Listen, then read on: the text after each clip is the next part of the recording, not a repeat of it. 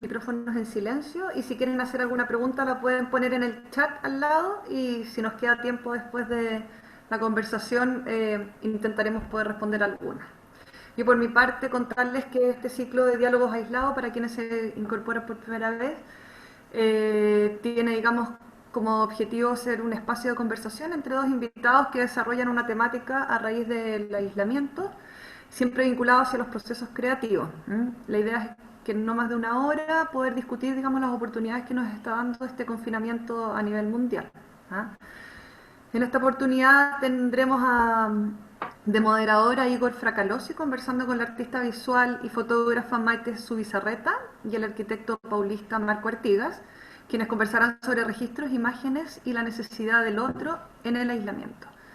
Dejo con ustedes a Igor Fracalosi, él es arquitecto de la Universidad Federal do Ceará y luego magíster y doctor en arquitectura y estudios urbanos de la Pontificia Universidad Católica de Chile. Fue editor en Art Daily y actualmente es profesor, académico, investigador y coordinador de la línea de investigación y teoría de nuestra escuela. Muchas gracias a todos por aceptar la invitación. Igor, dejo contigo a nuestros invitados. Gracias, Maida. Hola a todos, buenas tardes. Un gran gusto tener acá a Marco. Gracias por tu disposición. Gracias también, Maite, un gusto tenerte acá y estar contigo acá en vivo, pero no en cuerpo, como decía Marco. Maite Zubizarreta es licenciada en Artes Visuales y magíster en Artes de la Pontificia Universidad Católica de Chile. Ha realizado además estudios de especialización en las áreas de fotografía y fotoserigrafía en Argentina y España. Ha exhibido su obra de manera individual y colectiva. Algunas de estas muestras son 302 Pasos al Norte en la Galería Dayek del 2011, Orden y Progreso en la Galería NAC del 2015, Costa Moderna en Espacio Goyenechea, NAC 2017, Primavera de la Juventud en el GAM del 2017, con curatoría de Matías Allende, y Domo en el Museo de Arte Contemporáneo de Valdivia el 2017. Maite ha participado en las ferias de fotografía y arte Foto Lima, Art Santiago y Art Lima, y entre sus reconocimientos están apoyo de becas Fondar del Consejo de la Cultura, beca Block y premio AIET. Y Marco Artigas, arquitecto brasileiro, es titulado de la Escola da Cidade en 2006. Tiene posgrados en la Universidad Politécnica de Cataluña y en la Escola da Cidade también. Trabajó en la oficina Piratininga Arquitectos, muy conocida en Brasil. Creo que algunos deben conocer acá también, con proyectos en colaboración con Paulo Mes da Rocha. También trabajó en la oficina de José Ferrando en Barcelona y participó de investigación en el Centro de Tecnología de la Red SARA en Salvador con el arquitecto João Figueiras Lima, más conocido como Lele. Marco fue profesor asistente de taller en la Escola da Cidade, organizó los eventos del centenario de su abuelo, Vilanova Artigas, en 2015. Es fundador de su oficina, Estudio Artigas, que está en São Paulo, estudio que es de investigación y práctica en arquitectura. Es también el creador y ministrante del curso libre Arquitectura Paulistana, en alianza con la Escola da Cidade, y es director del Instituto de Arquitectos de Brasil en el estado de São Paulo. Muy bienvenidos, Marco, Maite. Bueno, para partir, me gustaría tocar en el punto que de cierta manera nos une. Maite, tú tenías una obra, una exposición que es fruto de tu tesis de magíster, que tú la llamaste Orden y Progreso. Y eso para todos los brasileños nos viene directamente a la cabeza la bandera de Brasil, que está escrito Orden y Progreso. Entonces me gustaría que tú nos comentaras un poco de cómo fue el desarrollo de esa obra, de cómo se hubo una relación más directa que nosotros vemos en las propias fotografías de los edificios. Entonces, ¿nos podría comentar un poco sobre ese desarrollo en relación a esa obra, Orden y Progreso? Hola Igor, bueno, primero que todo quería agradecer a la Universidad Finisterra por la invitación a la Facultad de Arquitectura y Diseño. Hola Marco, un gusto por compartir esta instancia contigo también. Eh, y bueno, respondiendo un poco, bueno, a tu pregunta, en realidad nos tenemos que remontar como ya hace bastantes años, dentro de lo que fue como el inicio de este programa de Magíster que dices tú, que realicé 2008-2009, un magíster interdisciplinar centrado en estudios de arte latinoamericano, en el cual fuimos viendo, revisando distintos periodos a lo largo, en el fondo, de lo que es como la identidad latinoamericana a lo largo de nuestro continente, y principalmente yo decidí enfocarme en la época, como el periodo moderno, la modernidad tardía en Latinoamérica, y a raíz de eso empecé a ver como distintos movimientos, la música concreta, el teatro experimental, el arte geométrico, y gracias como a la interdisciplinaridad que tenía también este programa, pude tomar ramos de arquitectura, también algo que siempre desde el pregrado había realizado, por esta como conexión que existe entre las escuelas.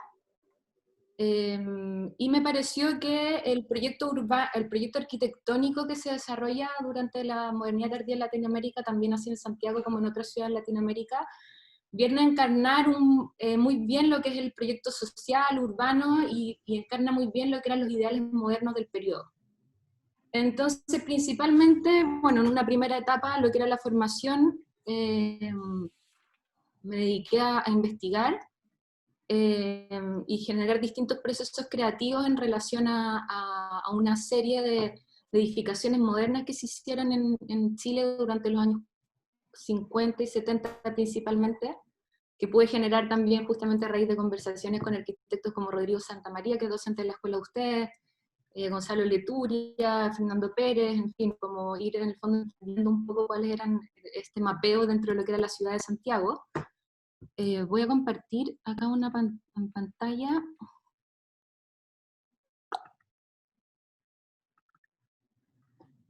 Unas fichas que yo creo que pueden graficar un poco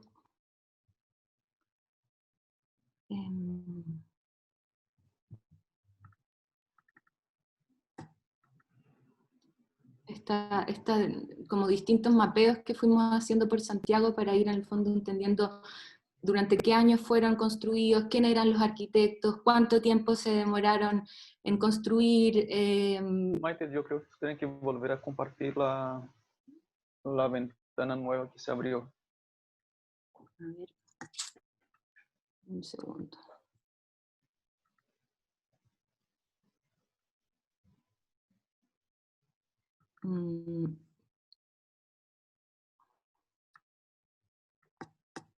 ¿Ahí sí? No. Va había funcionado antes, lo siento, perdona a los presentes.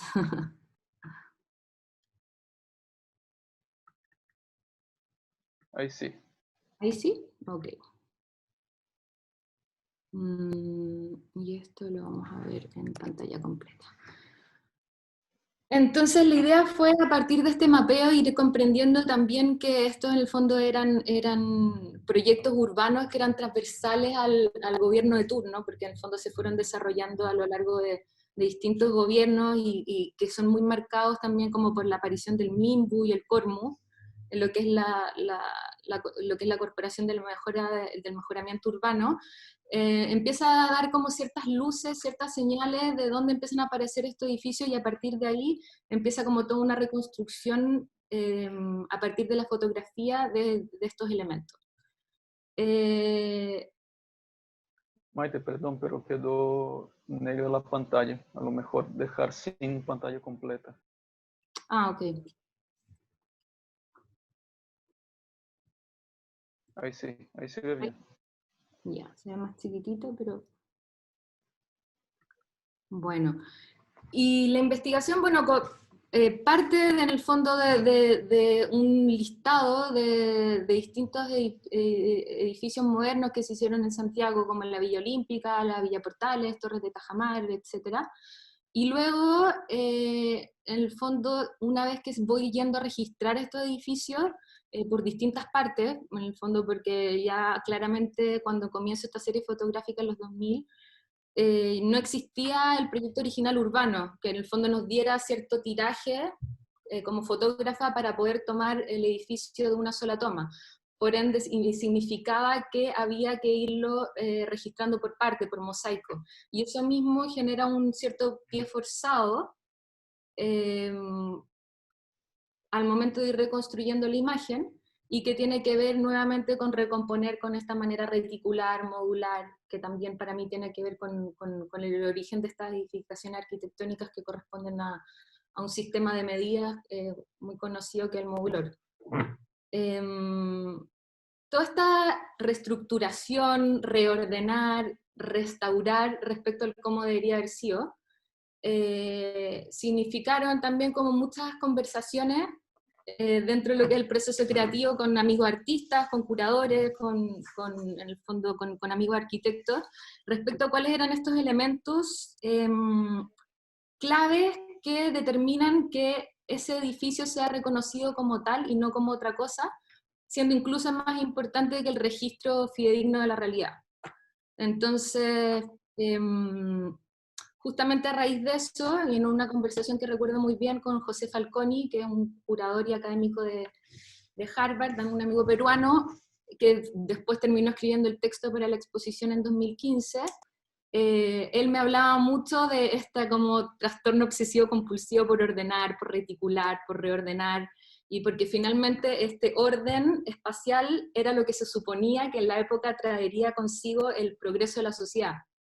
Entonces, conversando de esta revisualización del paisaje moderno, con José llegamos a la conclusión de que el orden lógico que proponía esta creación de imágenes tenía que ser orden y progreso, lo cual después en el tiempo además significó una nueva ruta de trabajo, porque en las oportunidades que tuve de ir a Sao Paulo y a Río de Janeiro, evidentemente todo cómo se desarrolla la arquitectura moderna allá, fue además como una nueva serie de trabajos y una nueva manera de abordar esos códigos estéticos, y que dio origen también a otras series que tengo, que son los estudios de retícula.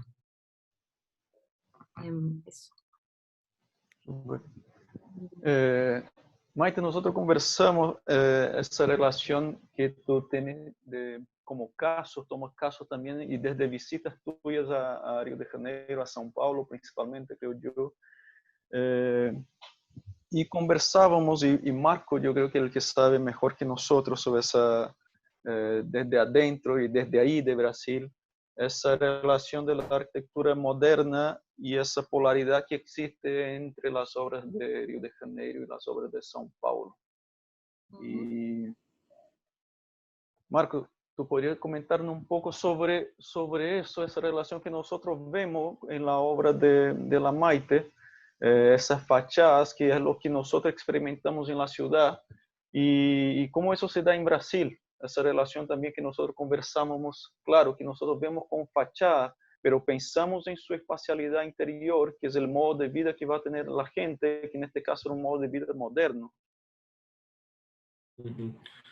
Bueno, primero me gustaría muchísimo agradecer a todos los presentes, Maite también por conocerte en vivo ahora, Madalena principalmente por la invitación, y bueno, hace tiempo que no hablo mi español, entonces mi castellano, entonces igual me quedará un poco de vocabulario ahí por el medio del camino, pero vamos ahí. Bueno, me gustaría también agradecer públicamente a mi equipe de trabajo que está en São Paulo, cada uno en su casa, y que está un momento muy difícil de conseguir organizar todo, que es Isabel y João. Es una equipe pequeña de trabajo, pero están yendo muy bien, con muchísima fuerza, ¿sí? Entonces, en un momento difícil como la pandemia, estamos conseguindo juntos aí hacer el estudio no se quede parado sin fuerza creativa también. Bueno, la pregunta que Maite hizo, que hicieron, es un tema como muy discutido aquí en Brasil, en verdad, ¿no? Igual es una gran polémica, para decir la verdad, porque é a coisa que se divide um pouco a polarização, não, da escola paulista e escola carioca de arquitetura. Em verdade, em minha opinião, eu creio que é muito mais uma coisa acadêmica, não, termo acadêmico um pouco para conseguir dentro da crítica ou da história da arquitetura poner em seus quadrantes aí quem eram os personagens e tal, e criar um pouco a contextualização de tudo isso. Muito mais do que sua própria a questão estética, não, das fachadas e das formas, porque se dividiu muito, porque Niemeyer está em Rio de Janeiro e Niemeyer tem uma força muito grande e viene muchísimo de la Escola de Belas Artes de Rio de Janeiro, que é distinto de São Paulo, que os arquitetos todos vêm de la Escola Politécnica, porque não havia a Faculdade de Arquitetura antes, não? Então, a distinção das escolas é como muito de la formação de los arquitetos em cada cidade, que uno sale das Belas Artes e os outros salem de la Politécnica. Então, São Paulo se queda um pouco com a cara um pouco mais uma arquitetura de engenharia e cálculo de estrutura, e a estrutura hace uns desenhos bonitos, tal. Mientras Rio de Janeiro, com a figura muito forte de Oscar Niemeyer, se vai a um caminho um pouco mais livre, não, uma coisa um pouco mais orgânica, que é muito difícil, porque Oscar Niemeyer, em verdade, era um tipo único, que nunca mais haremos um igual, não? E tampouco ele representa a unidade da arquitetura carioca, da arquitetura de Rio de Janeiro. Temos como muitíssimos grandes nomes aí que foram um pouco anulados, como Sérgio Bernardes, que é um dos arquitetos mais revolucionários, em minha opinião, em Brasil, que se queda muito escondido, saiu um pouco da casita aí recém, porque seu neto hizo uma película que é incrível, que eu recomendo muitíssimo que se veja. E Sérgio Bernardes foi um tipo que lutou por muitas coisas, tá? Pero a questão estética, não, para que eu não salga muito do tema, para mim, me gusta muitíssimo chamar a arquitetura, a polarização essa de uma arquitetura brasileira, em verdade, porque o movimento moderno logrou criar uma unidade de arquitetura nacional que foi o que mais projetou o Brasil para o exterior, não? Então, se tu viajas hacia al norte do país ou ao sul, tal, tienes exemplos de arquitetura moderna que são muito parecidos, não? É a linguagem internacional da arquitetura moderna.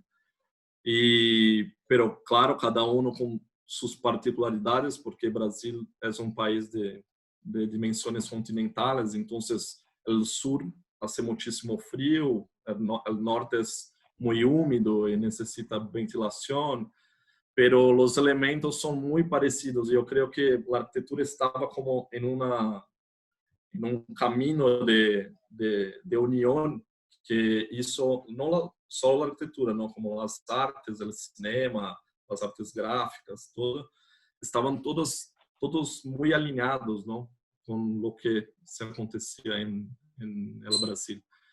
Entonces, creo que las fachadas de Maite son las fachadas mucho de la arquitectura brasileña en general, el moderno brasileiro, ¿no?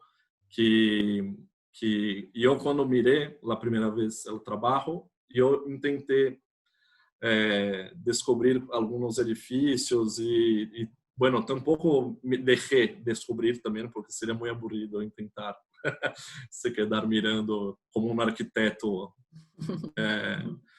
no, como, oh, mira, el edificio, no, la idea no es esa, la idea es mucho más otra, ¿no? Una composición, una cosa que un trabajo muy difícil de hacer, imagino, como técnicamente y tal. Igual Maite después puede explicar un poquito, porque yo tengo muchísima curiosidad para saber cómo se hace un poco el trabajo ese. Pero es eso, yo creo que es el tema más de la arquitectura brasileña. Existió una unión muy grande del diseño de la arquitectura, ¿no?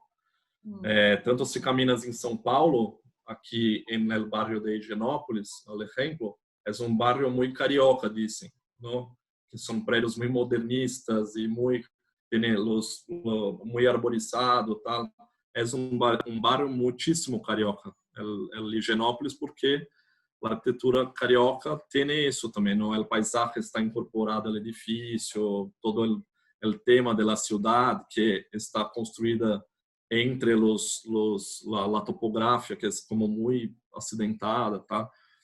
Entre los morros ahí, ¿no? Los morros de... Marco, para Entonces, seguir sí.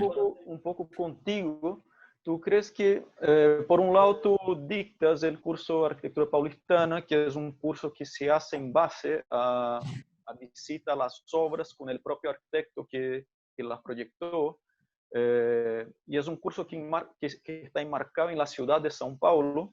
Por eso, para quien no sabe, por eso se llama Paulistana y no Paulista. Paulista sería del estado de São Paulo. Y por otro lado, claro, te quería preguntar si tú notas si existe, si persiste esa cierta condición paulistana en las obras contemporáneas, y por otro lado, en tu propia obra, en tus propios proyectos. ¿Qué es lo que sientes tú de cómo aparece esa especie de inspiración o influencia? Sí, bueno, nosotros somos eternos hijos de la arquitectura moderna, ¿no? Es muy difícil. Brasil tuvo una fuerza de la arquitectura moderna que hasta hoy, con muchísimos estudios, bueno, vosotros podéis ahí buscar y ver eso, ¿no? En la producción de la arquitectura. Pero creo que hoy, en mi curso, yo organizo el curso desde 2013, hace 7 años, ¿no? Ya que tengo el curso. Y se nota muchísimo la influencia de la arquitectura moderna en todos los edificios que visitamos, todos. Y claro que con un intento de una arquitectura contemporánea, pero que es, yo creo que no es brasileña, más es una arquitectura internacional oficial, así, ¿sabes? Puedo hacer un poco de polémica con la frase esa, pero es difícil hoy con la cantidad de información o cantidad de ejemplos y revistas y no sé que tenemos el acceso a todo, que no sé si crear alguna cosa estrictamente nacional, no solo en Brasil, pero en Chile, en cualquier otro lugar del mundo, va a ser una cosa que sea una luta o un objetivo, ¿sabes? Yo intento utilizar algunas cosas en mi obra, como utilizar algunas cosas del país que geográfico, así, ¿sabes? Como la ventilación, la buena ventilación, la buena iluminación, porque podemos tener la generosidad de abrir todo. No es como Chile, que hace demasiadísimo frío. Aquí no tenemos tanto frío así, entonces podemos hacer una cosa un poco más solta y un poco más abierta a veces, ¿no? Que no es muy caro hacer eso a veces, porque en Chile se va a hacer, hay que tener una ventana tripla y que hacer. Entonces, mi trabajo sigue un poco más de una búsqueda un poco por no sé, conocer el sitio, hacer el paisaje, trabajar un poco con el exterior, siempre pensando en la ciudad, en el entorno, tal. Y intentar buscar un poco de los materiales correspondientes con nuestra época, ¿no? Trabajar un poco más consciente con la cosa del cambio climático, buscar alguna cosa así, un poco más. Oye, pensaba en un tema que nosotros hemos conversado sobre eso y nos toca, les toca especialmente de maneras distintas que, por un lado, Maite, tú me decías que el inicio de la formulación de un posible proyecto está la necesidad de recorrer la ciudad o que tú defines los edificios en base a un recorrido en la ciudad, en base también a sugerencias que te dicen amigos, arquitectos, pero tú creas una especie de mapeo de la ciudad que es un punto de partida para la creación misma.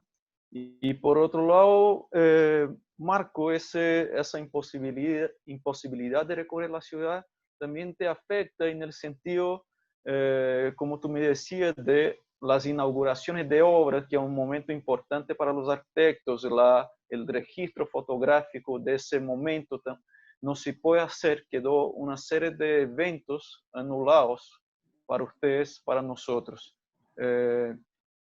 Entonces, Maite, tú nos podías hablar un poco de eso en el sentido de qué es lo que pasa en tu trabajo ahora con esa imposibilidad de estar en la ciudad, de sacar provecho de la ciudad como punto de partida de una obra. Buena pregunta.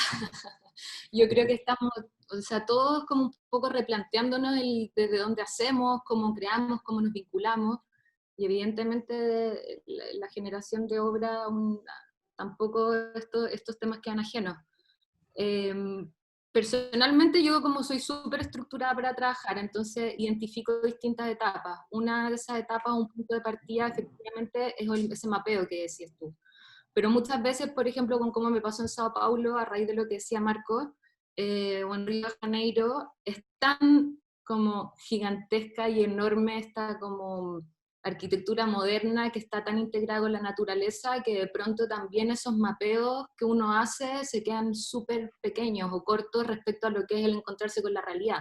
Yo a Brasil entré por la ventana, se podría decir así, porque fue a partir de investigar, de leer, me recuerdo haber leído el manifiesto antropófago que me marcó mucho, pero después cuando uno llega a Brasil y uno ve la introducción de la curva y uno ve que realizan los cobogó, en realidad como que la experiencia visual en el terreno es muy superior respecto a lo que uno, no sé, puede en el fondo investigar o mapear. En cualquiera de los dos casos, siempre entonces para mí ha sido súper importante el terreno. Y hoy en día claramente es algo que estamos imposibilitados de hacer. Pero sí creo que en otras etapas, como lo que es la investigación y los procesos creativos, que en mi caso tienen que ver mucho, no solamente con el ir a tomar la fotografía, sino que después con el proceso de edición, post toma fotográfica, yo igual puedo avanzar en eso. Ahora, evidentemente, como me decía Marco antes de comenzar con esta reunión, claro, en algún minuto también ese material se me va a acabar, porque o tendría que seguir reeditando siempre la misma foto, así que yo creo que es un buen momento de plantearse el material inicial de trabajo, y quizás a lo mejor es un buen momento para replantearse trabajar con otros medios, o a partir de fotografías interiores y no exteriores, porque también otra parte que tenemos anulada es la circulación de la obra, o sea, en el fondo ya no están cerrados los museos, las galerías, las ferias de arte, los centros culturales, que también son instancias que generan otros proyectos, a partir de esa vinculación que uno genera, ¿no es cierto?, con los distintos agentes del sector. Entonces, sí, plantearse desafíos, ya sea un cambio de tema, cambio de medio, cambio de técnica, reeditar, revisitar registros anteriores, porque en mi caso personal, claro, me limita mucho el generar un nuevo cuerpo de obra si lo pienso a partir de la experiencia en el terreno. No sé, Marcos, ¿tú cómo lo ves? Sí, bueno, creo que es el drama que estamos todos que necesitan, ¿no? Del exterior estamos viviendo, ¿no? Mi curso es un curso de vivencia que no se ocurre, no lo sé cómo hacer más ahora, Alejandro, ¿no? Es como se ha acabado las fotos de Maite, ¿sabes? Para el trabajo. Mi curso es eso. Se acabó. No puedo hacer la visita, no tengo la posibilidad y lo mismo con las obras, ¿no? Yo hice el proyecto de una panadería. Yo voy a poner la imagen aquí, compartir mi pantalla, que yo tampoco voy... ¿Se compartió o no? Está cargando. Sí. Aquí. Sí. Que tampoco se va a inaugurar, ¿verdad? Es como... Es una panadería de panes artesanales. Es como muy chiquita, pero es un proyecto que tenemos muchísimo cariño aquí dentro del estudio porque es un cliente que nos buscó, que tenía como poca plata y que no sé qué, y nosotros conseguimos hacer muchísimo, un plazo muy corto. En la virada del año empezamos la obra, después en Brasil, lo sabéis, ¿no? Ahí el carnaval y toda la cosa, entonces el año tarda a empezar, así, ¿no? De verdad. Y el tipo estaba como muy feliz, tal, con la idea de inaugurar, pero llegó la pandemia. Entonces fue como una cosa, todo el investimento, ¿no? Y al final de cuentas logró inaugurar y está yendo muy bien, porque nuestro proyecto nosotros sugerimos hacer una panadería de esas que tú pillas el pan, el pan y se va. Tú no entras en es como si fuera una fábrica de panes, ¿no? Pero sí, para mí yo imaginé cuando nosotros hicimos las imágenes aquí, nosotros hicimos el proyecto de unos bancos adelante, ¿no? Para las personas sentarem, usar en la ciudad, se quedar en la esquina, llegar en la bici, poner la bici y coger el pan, salir. Entonces tenía como una idea del uso de la ciudad. Por eso el espacio interior no era importante. No era importante para el usuario, y sí para el jefe ahí, ¿no? Que iba a hacerle el pan. Y entonces yo fui ahí, compré un pan, tal, y es un poco triste ver, ¿no? La cosa que se pensó con tanto cariño, tal, no está funcionando porque, así como el tema de nuestra charla es, nosotros dependemos, ¿no? Del otro, ¿no? No solo para la arquitectura, para hacer las cosas, o para Maite con su trabajo, con sus recorridos, pero las exposiciones, ¿no? Pero dependemos del otro para todo, ¿no? Para hacer la arquitectura, la esencia es hacer alguna cosa para alguien, ¿no? Ni que sea para nosotros como un abrigo natural, así, ¿no? De las cosas, pero también tiene la cosa de no se poder hacer las imágenes finales, de enviar un fotógrafo y hacer una cosa así, ¿sabes? Tiene eso que hace una reflexión un poco grande también sobre cómo nosotros podemos registrar el proceso, ¿no? Porque al final el proceso es muchísimo más valioso que la imagen final. Puede no ser para quien está en la exposición o para quien va a comprar el pan, ¿no? Pero para quien trabajó durante muchísimo tiempo en una cosa, crió relaciones personales, peleó, se quedó amigo, ¿sabes? Hay como un universo de cosas muy complejas así que no hay registro, ¿no? Para eso. Entonces yo me quedé mucho pensando en cómo hacer que el proceso empiece a tener un poco más de valor que el resultado final en esta cuarentena. Maite, ¿a ti te gustaría comentar algo sobre el proceso de creación de tus ficciones? Me gustaría preguntarle algo a Marco, en realidad, en relación a lo que él decía antes. Y claro, tienen este gran legado, como este gran peso de arquitectura brasilera, que incluso tú lo unificas dentro de uno solo, y que es tan potente y tan marcado. ¿Cómo es como tu proceso creativo a partir de eso? Porque muchas veces, claro, es como un gran soporte y mucho material de investigación, pero al mismo tiempo, me imagino que para avanzar también es como andar con una mochila más pesada. Entonces, ¿de qué manera se permanece? ¿De qué manera se innova? O como esa contemporaneidad que tú hablabas, que de pronto tiende como una internacionalización y pierde esa identidad, ¿cómo manejan eso? ¿Cómo lo trabajas? ¿Cómo lo abordas? Sí, es muy difícil, Maite. Y yo creo que yo no tengo una respuesta final para ti. Me considero todavía un arquitecto en formación, ¿no? Yo tengo mi estudio hace 7 años, más o menos. Soy graduado en 2006, pero es un tiempo muy corto en mi visión para la arquitectura. La arquitectura es una construcción eterna de un lenguaje. E eu creio que nós todavia estamos buscando um linguagem aqui em Brasil, sabes? Uma coisa. E eu creio que há aí uma inquietação. Eu sou professor e eu tenho contato com estudantes que já estão hartos do movimento moderno, sabes?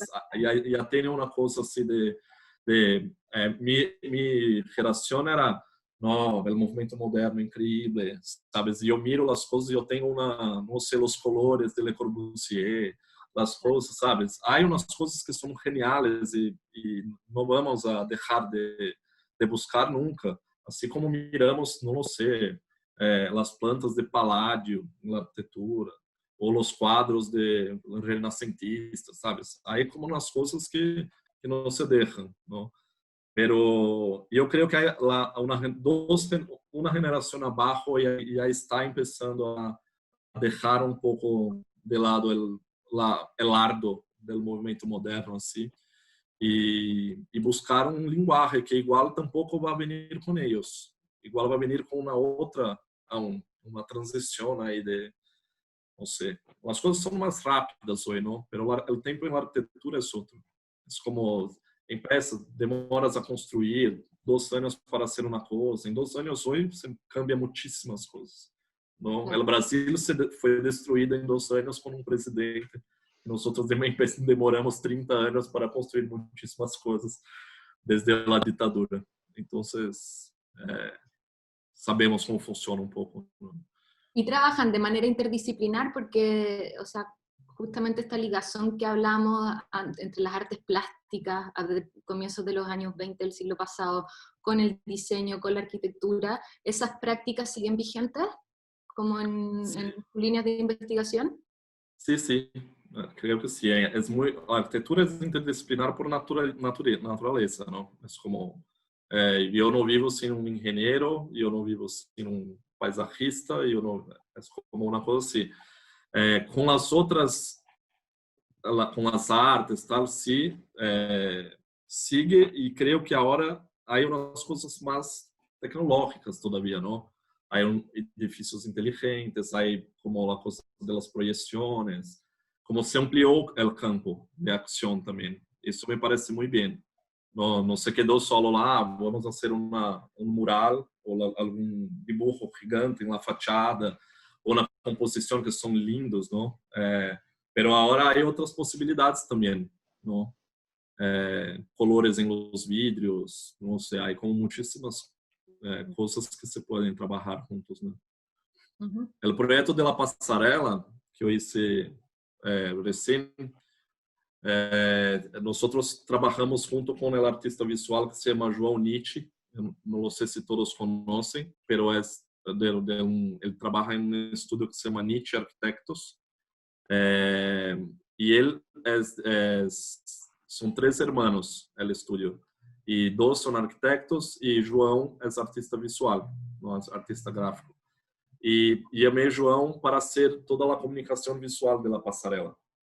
No, a diseñar a salida, entrada, tal. Y él interpretó la pasarela como si fuera una bússola. ¿Se dice bússola? Una brújula. Brújula. Una brújula urbana. Entonces empezó a poner las orientaciones de la ciudad en la pasarela. El este, sur, norte. Entonces la persona, hay un juego ahí cuando entras en la pasarela que la primera cosa que el patrocinador intentó cortar fue eso. No, porque es una tontería, es arte, ¿sabes? ¿Para qué poner el arte ahí? ¿Para qué poner el arte ahí? Entonces, nuestra vida va a ser siempre objetiva, ¿no? No podemos salir de la objetividad y entrar en la subjetividad nunca, ¿no? En fin, fue una pelea grande, así buena, pero sigue muchas cosas, Maite, sobre eso.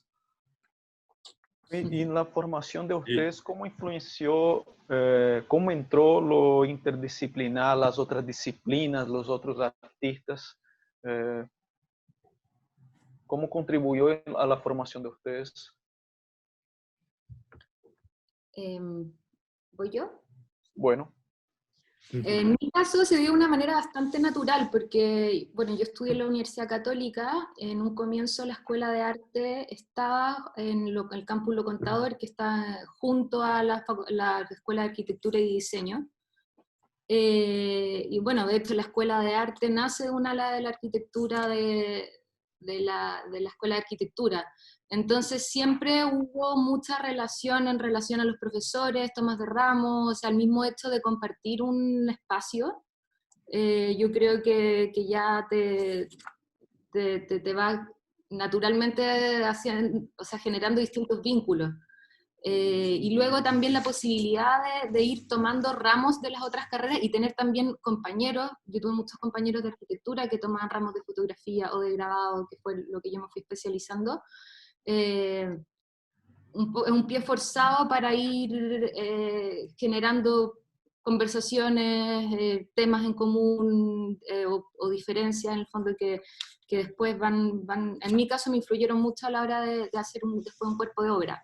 Después en el magíster fue un poco diferente porque era interdisciplinar, pues la Escuela de Arte sale de estar con la Escuela de Arquitectura y de Diseño y se va a formar en la Facultad de Artes, donde esto fue como en el 2008, por ahí, que se junta con música y teatro. Y claro, esas como conversaciones o diálogos en un comienzo, no sé cómo estarán ahora, no eran muy fluidos, porque no había una tradición previa, como sí existía con la arquitectura y el diseño, que permitiera generar de una manera natural proyectos en conjunto. Entonces, de pronto, hacíamos trabajos interdisciplinares con, no sé, un compañero dramaturgo, un compañero músico, pero ya el cómo entendíamos, por ejemplo, un símbolo, un signo o un ritmo, era muy diferente, y sin duda era buena tener esa conversación para entender desde dónde creaba o entendía cada uno en el fondo los distintos procesos creativos, pero yo creo que faltó un poco. Pero sin duda el empuje siempre como a estar pensando también desde otros lugares, yo creo que aporta mucho en cualquier proceso creativo, de igual el área que sea. Eso es mi caso.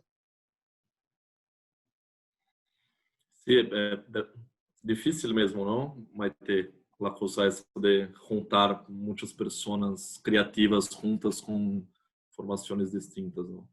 No sé. Me parece, en verdad me parece muy rico, como si fuera, ¿no? Mi imaginario. Y bueno, mi formación fue, en la graduación era la escola da cidade, yo soy de la primera turma, entonces era pouquísimos estudiantes, fue una formación bien arquitecta, sí, sabes, como no era un campus universitario, entonces no teníamos acceso a otras universidades, a otras facultades, entonces creo que eso hace muchísima diferencia. Pero yo creo que la formación también se hace de cada uno, ¿no? De cada persona también busca sus interdisciplinaridades ahí en la vida. Yo siempre tuve muchos amigos y muchas relaciones con personas que no son arquitectos. Yo no soy un estudiante de arquitectura que me quedé solo con estudiantes de arquitectura. Yo siempre conviví con mucha gente, muchos músicos, muchas personas más de la área de las humanidades, ¿verdad? Poco de la medicina, tal, pero mucho más de las humanidades, pero personas muy diversas, ¿no? Del cine, de la música, de las artes. Entonces, me encanta muchísimo saber del proceso creativo de los otros, porque me ayuda muchísimo en salir un poco de la cosa de la arquitectura moderna, Maite, porque algunos de esas otras artes no tienen un peso tan grande como la arquitectura moderna tuvo, por ejemplo, ¿no? Y están un poco más libres para la creación. Entonces, yo voy un poco intentando hablar con mis amigos del cine, mi hermana que trabaja con guión, vivió en Argentina un tiempo, tal. Entonces, tiene un espectro un poco más grande de acceso a personas que no me dejen ser muy arquitecto, ¿sabes? Yo creo que eso me encanta no ser tan arquitecto. Yo, claro que soy arquitecto porque es lo que hago todo el día, pero salir en un viernes por la noche, bueno, hoy en día hacer un Zoom el viernes por la noche, ¿no? Qué triste, pero... Y hablar de otras cosas que no arquitectura y hablar de arquitectura para personas que no son arquitectas, eso es buenísimo también porque vienen llenísimos de dudas y curiosos. Parece que tu profesión es todavía más interesante, ¿sabes? No sé, para mí la interdisciplinaridad es como las relaciones que nosotros vamos construyendo en la vida, sí, mucho más de la profesión. Maite, te hicieron una pregunta. Ah, sí. Quería como decirle algo a Marcos. En el fondo yo creo que en el caso de los artistas visuales yo creo que también es un elemento de supervivencia, porque es un trabajo tan solitario. O sea, tú, por ejemplo, lo que decías, tú necesitas de por sí trabajar con un ingeniero o no sé, con un equipo. Un artista se puede quedar muy solo y seguir generando obras. Sí. Pero la manera de circular, de generar nuevos contenidos, o sea, yo creo que el pie forzado de la interdisciplinariedad te obliga a salir de ese lugar y justamente lo que te alimenta mucho más la creatividad. O sea, yo creo que más que como que una opción, bueno, siempre lo es, pero yo creo que es necesario. O sea, es necesario salir y como estar en otros territorios. Sí, es como te deja más rico, ¿no? De conocimiento y no sé, va a transformar en una persona más interesante, quizás. Igor, perdón, ¿te me ibas a decir algo? Hicieron una pregunta que es muy parecida a la pregunta que había sugerido Marco sobre tu obra. Y tiene que ver con esa condición exterior, con esa supuesta mirada tuya de exterioridad de los edificios, una organización desde fuera, con un sentido, como decías tú, muy TOC de ordenar, de modular. Y como te preguntan,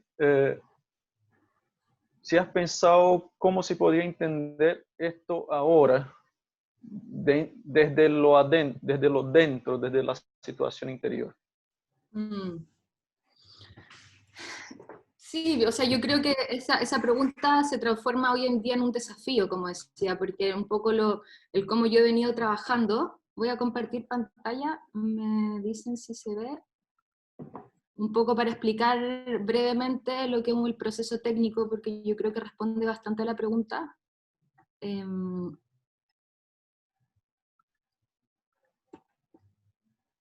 ¿Se ve ahí? Se ve. Ok. Por ejemplo, estos son distintas tomas realizadas a partir de ensambles de visitas que hice a la Villa Portales.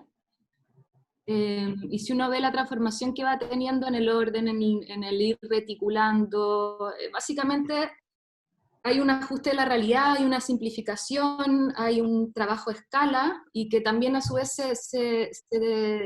podría dividir en dos partes. En una primera etapa, que es lo que es la sintaxis de cámara, que es cuando uno va a registrar el elemento, el objeto a fotografiar, y luego está la sintaxis de impresión, que tiene que ver justamente con la manipulación de la misma para generar la imagen final. Entonces, si por ejemplo vemos distintos pasos de cómo se va construyendo la imagen, uno se puede dar cuenta que evidentemente el comienzo al final no tiene nada que ver, o sea, termina en algo mucho más depurado, o sea, como abstraído de la realidad, en el cual se están aplicando muchos criterios que tienen que ver con controlar visualmente la simpleza de los elementos en juego y que caracterizan esta estética tan característica de la arquitectura moderna. Entonces yo siempre en el fondo, hasta ahora, lo que vengo trabajando es desde un afuera hacia adentro. Y ese adentro, que muchas veces se ve a partir de la fachada, lo termino eliminando, porque termino en el fondo como sacando, aislando cualquier elemento humano. De hecho, el primer piso de los edificios no está, y privilegio tanto esa como con esos elementos formales, abstractos, tan propios de la arquitectura moderna, que muchas veces no me importa incluso alterar la arquitectura original. O sea, por ejemplo, en el caso de la Villa Portales, hay aumento de pisos, cambio de acceso, sin embargo, los elementos que lo caracterizan como tal están tan repetidos e instalados, tanto en su forma como en su color, y en general en su proporcionalidad, que la gente, aunque no sea una fotografía de la Villa Portales, ve la imagen y dice, ah, esto es la Villa Portales, lo cual no es así. ¿Me explico? Entonces, en realidad, mi acercamiento hacia la imagen es de reconstruir desde la observación exterior de la fachada. Entonces, claro, hoy para mí eso significa una limitación, pero sin duda se puede transformar en un desafío.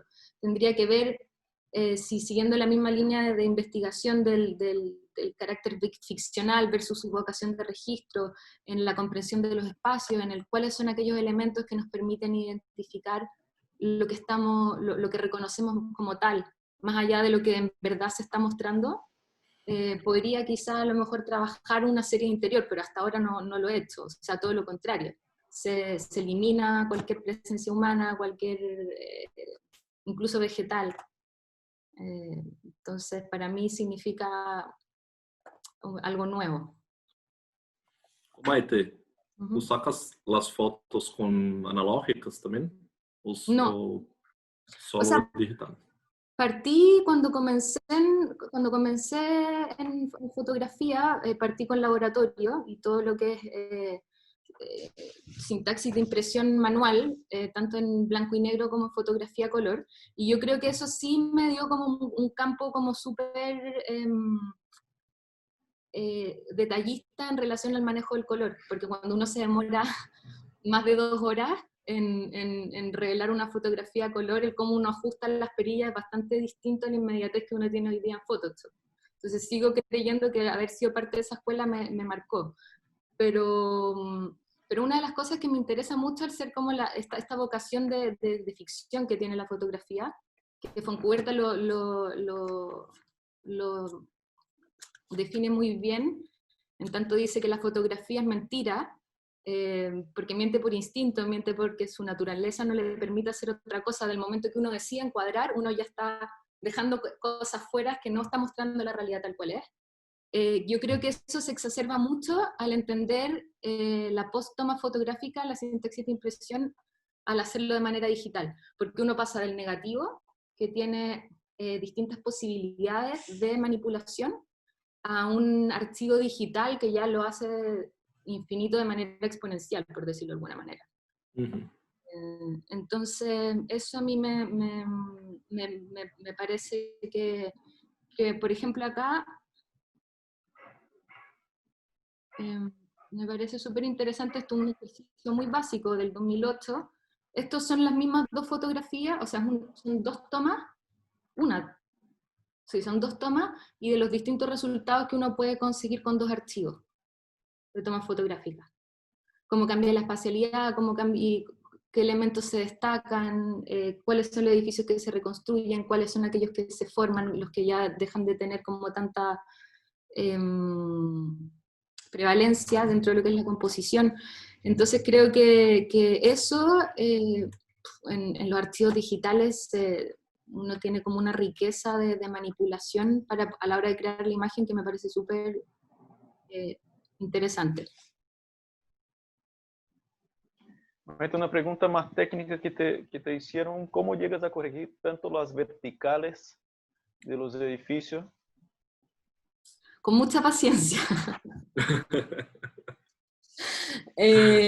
Pero es que es el principio de reticular, o sea, así como, por ejemplo, para mí la retícula, también volviendo un poco a José Falconi en algunas conversaciones que tuvimos, en el fondo uno puede hacer un vínculo de lo que es la composición de la trama de la ciudad con lo que es la retícula de Amero, y eso también uno lo ve en una retícula fotográfica dependiendo cómo uno la compone.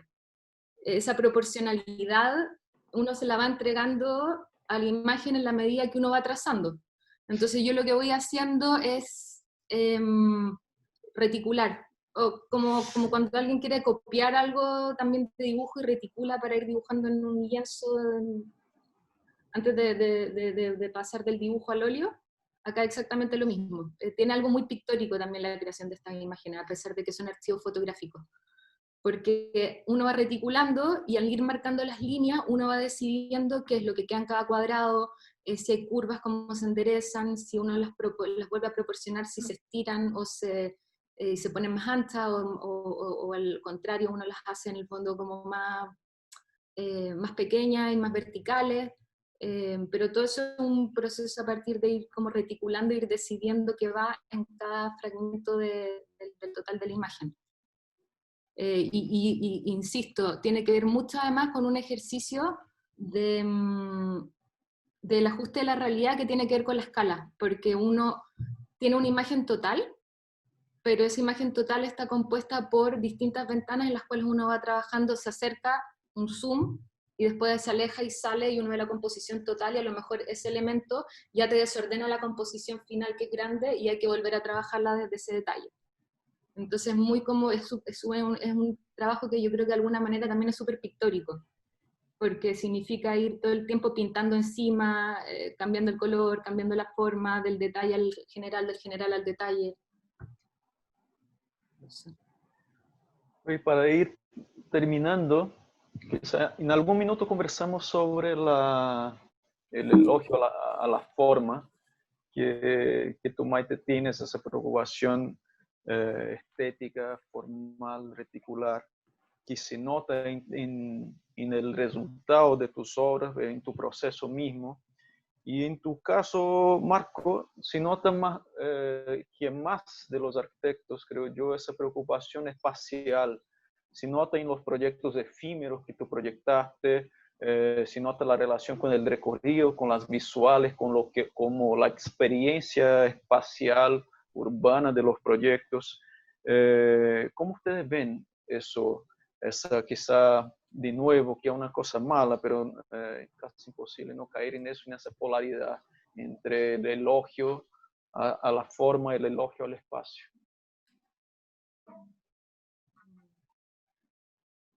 Marco, si quiere partir. Bueno, no había pensado un poco en eso, pero no sé si las cosas son tan polarizadas así, igual. Pero igual son complementares a veces, ¿no, Igor? no sé, igual Igor hizo la pregunta sabiendo más la respuesta que nosotros, Maite. Yo me Y, no, pero para mí, mis proyectos, como tú dices, sí tengo la cosa de la ciudad, la cosa de los espacios públicos.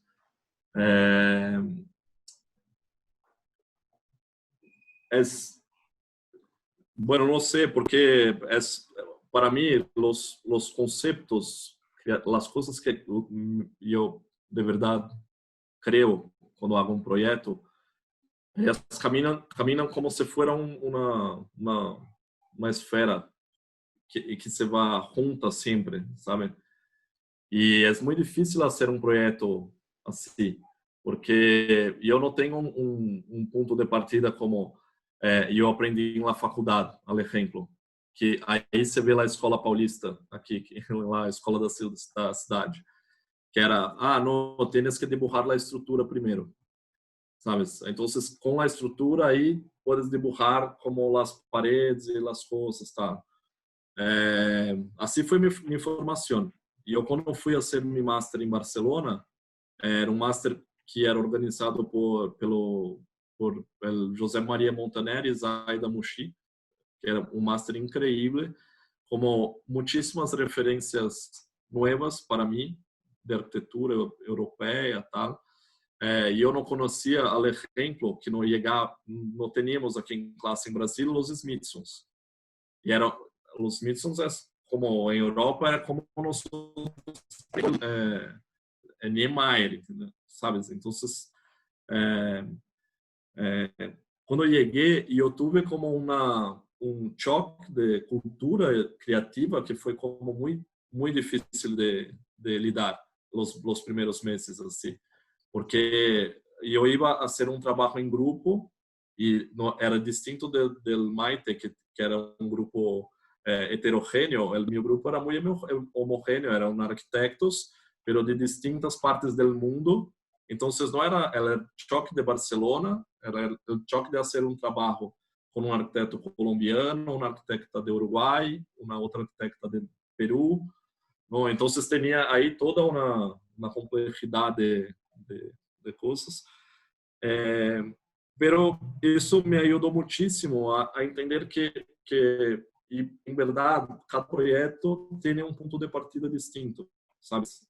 Y que no, si algún proyecto yo voy a partir por la estructura, igual yo estoy partiendo por el lado que equivocado para el proyecto ese. Yo tengo muchos clientes, yo busco muchos clientes en mi estudio para hacer arquitectura popular. Yo abdico de la estética muchísimas veces para hacer una arquitectura accesible. Entonces, pero ellos también me buscan para hacer alguna cosa que sea parecido con lo que hago.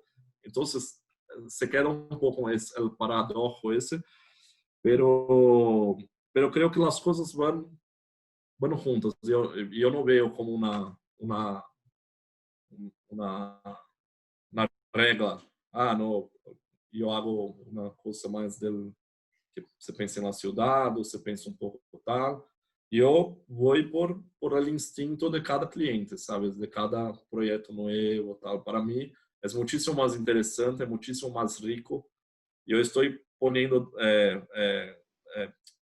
dejando cada dia mais forte dentro de meu estúdio a coisa de la participación de los clientes en el proceso inicial del proyecto. Entonces, yo hago muchísimas dinámicas con ellos, con la empresa, como yo hablo con todos de la empresa. Eso fue una cosa que como ha cambiado muchísimo mi forma de hacer arquitectura. Ha cambiado muchísimo la forma que los clientes miran la arquitectura. Yo creo que igual la revolución, entre comillas, aí que Maite ha dicho, de sair um pouco da arquitetura moderna, é um pouco de trabalhar com o processo e entender que a arquitetura moderna tinha o grande artista que fazia um grande projeto, como Lúcio Costa hizo Brasília em dos traços, não? Dos riscos. Hoy el proceso es muchísimo distinto de eso. Las personas no quieren más alguien que llegue y que te lo diga como hagas, ¿sabes? Yo creo que los procesos están más colectivos, el modo de trabajo está más colectivo, tanto que la palabra colectivo es una cosa que se ve en todo el mundo, ¿no?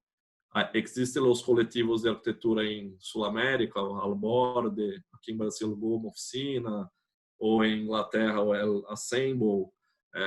Hay como muchísima gente trabajando en equipo y trayendo unas dinámicas más,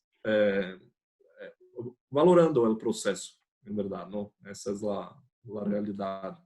Bueno, es mi punto de vista, Igor. Yo no sé si respondí tu pregunta, pero intenté. Mejor de lo esperado. Yo coincido con Marco en el sentido de que es muy difícil definir el punto de partida. O sea, por más que uno identifique un sistema de producción, de creación, de circulación, al final depende mucho de una cosa bastante azarosa, que es con quién uno se encuentra en el camino, qué forma también va dando ese proyecto. Me explico. Por ejemplo, una mirada muy simple y resumida de mirarlo podría ser, ok, yo parto por la parte académica de formación, luego le sigue la parte de investigación y creación, donde está el proceso creativo, luego viene la obra y luego viene la circulación. Ese orden aparente no se da de una manera lineal. Al principio, cuando uno está quizás partiendo, sí, pero luego lo que pasa es que en el proceso de investigación y creación, que podría ser una segunda parte, entran otros artistas, entran curadores, entra la galería, entran otras profesiones que te empiezan a dar cierto feedback, y uno, al ser parte de una comunidad dinámica, eso hace incluso que un mismo trabajo que uno había concebido de una manera pueda cambiar totalmente. Lo pongo en un ejemplo en concreto. Por ejemplo, Orden y Progreso, yo lo comienzo de esta manera muy lineal en el proceso del magíster. 2008-2009 era una serie compuesta de fotografías, trabajada en un cierto tipo de papel, en un cierto tipo de formato, pero luego, cuando empiezo a trabajar con mi galerista, en la Galería NAC en el 2015, me dice, me gusta mucho este proyecto, hagámoslo circular, lo quiero comercializar. Y evidentemente el espíritu del proyecto es lo mismo, pero se tiene que adecuar a esta nueva necesidad. Y por ende uno podría decir incluso que mantiene el título, pero ya es otro proyecto también. ¿Por qué? Porque tendría que ampliar la serie, por ejemplo. El montaje también fue distinto, el trabajo de color lo pude depurar mucho mejor. Y también el mismo tema de que esto fuese en algún minuto posiblemente a ser adquirido por alguien, involucra también desafíos de conservación.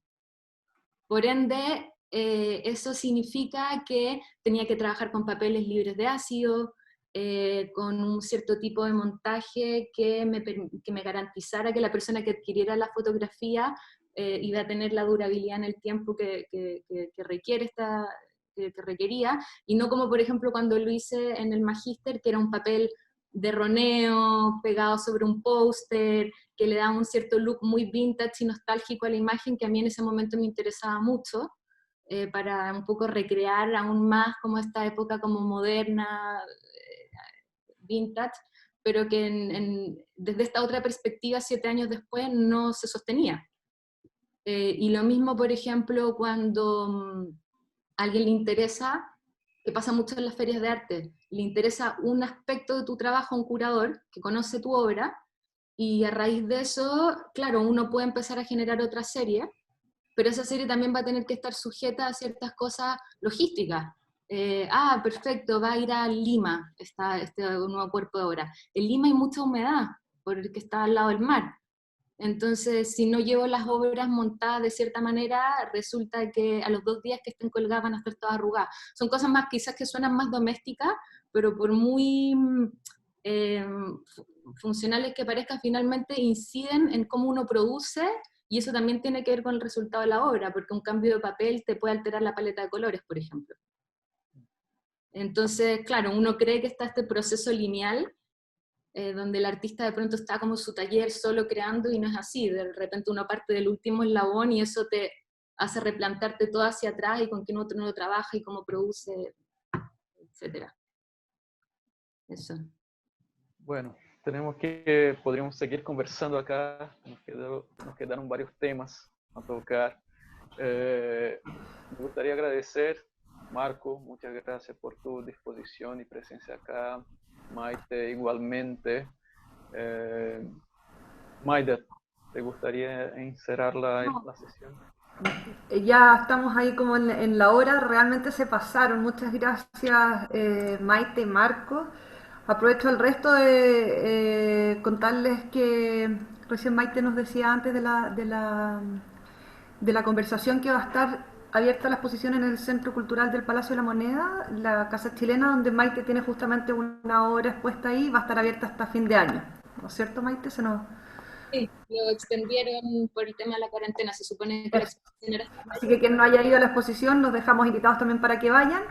Y bueno, muchas gracias a todos por participar de esta conversación. Los esperamos el próximo miércoles también a las 1:30. Conversaremos con otro arquitecto brasileño, pero de Brasilia esta vez, Mateus Seco, de la oficina Bloco Arquitectos, quien va a conversar con la artista visual también, Patricia Oces. Ella es chilena residente en Sao Paulo. Entonces vamos a hablar acerca del aislamiento y la cuarentena en estas dos ciudades tan antagónicas desde su espacio público y colectivo. Muchas gracias, Igor, también por moderar esta presentación y nos vemos. Gracias a todos por estar acá. Gracias, muchas gracias a todos. Chao, Marco, que estés bien. Chao, Maite. Chao, chao. Gracias. Chao, Marco. Chao, Maite. Chao. Chao, Igor.